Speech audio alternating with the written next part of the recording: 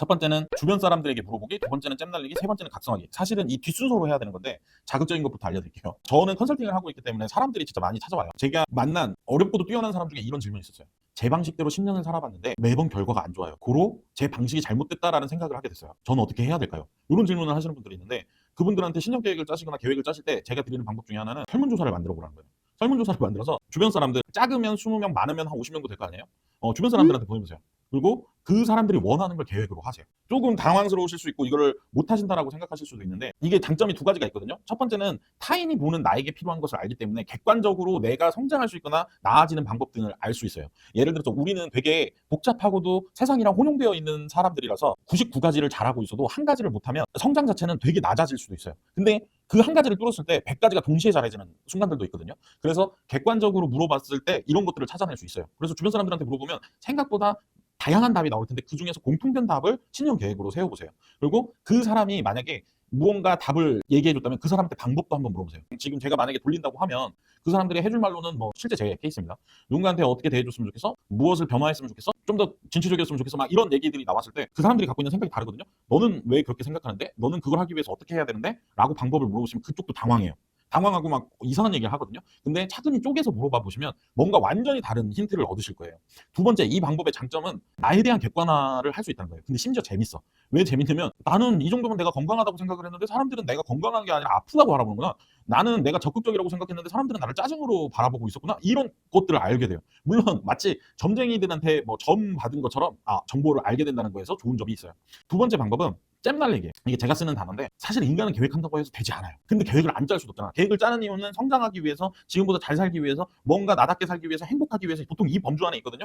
그 말은 무슨 말이냐면 여러분들이 각 계획을 세우는데 뭐 누가 무슨 방법을 얘기했건 그냥 다 적어보세요. 다 적어보세요. 다 적어보면 한 50개도 나올걸요. 50개도. 근데 사소한 것부터 뭐 담배 끊기라는 어려운 것도 있겠지만 나는 뭐 치킨이 내 피부에 안 맞아. 치킨을 좀 줄여야겠다. 이런 사소한 것들도 있을 거예요. 이런 사소한 것들을 다 적으세요. 그리고 다 하세요. 되는 것만. 안 되는 거 하지 마세요. 어차피 안 돼. 어차피 안 돼. 50개의 계획을 세웠다. 그리고 그것들 중에 되는 것들만 된다. 이 방식은 낮은 수준으로 계획을 낮추세요. 할 수 있는 것들만 해서 자신감을 얻으세요. 이런 말이랑 같아요.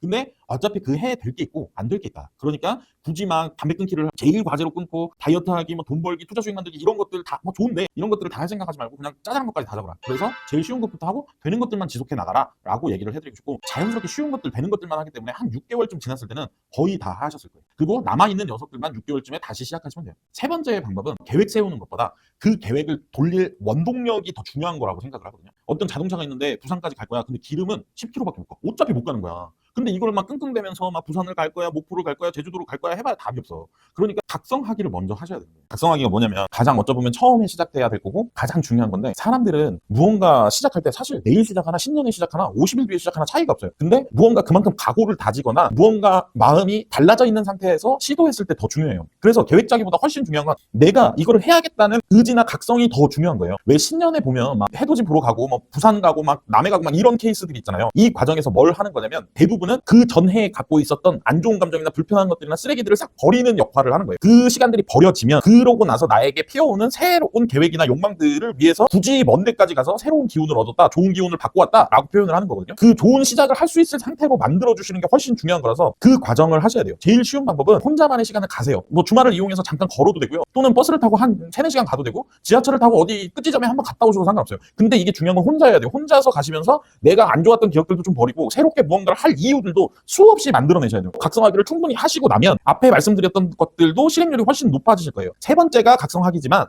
실제로는 각성하기, 잼 날리기, 그리고 사람들한테 물어봐기 순서로 하시면 훨씬 좋습니다. 이것들이 다 되시면 분명히 다 하고 있는 자신을 보실 거예요. 다 못하더라도 지금까지만 다른 훨씬 높은 성공률을 하고 계시는 것들을 보실 거예요. 그러니까 각성하기 정말 중요하다라고 생각하고 꼭 해내시길 바랍니다. 안녕!